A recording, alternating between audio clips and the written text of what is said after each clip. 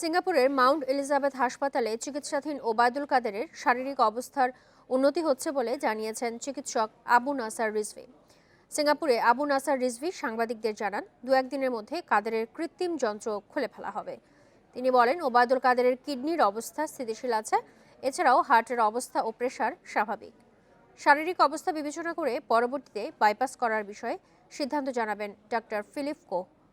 Mount Elizabeth হাসপাতালে doctor Philip কোয়ের নেতৃত্বাধীন medical বোর্ডের অধীনে চিকিৎসা চলছে আওয়ামী লীগ সাধারণ সম্পাদক ওবায়দুল কাদেরের। গত সোমবার রাতে ওবায়দুল কাদেরকে ভর্তি করা হয় সিঙ্গাপুরের মাউন্ট এলিজাবেথ হাসপাতালে।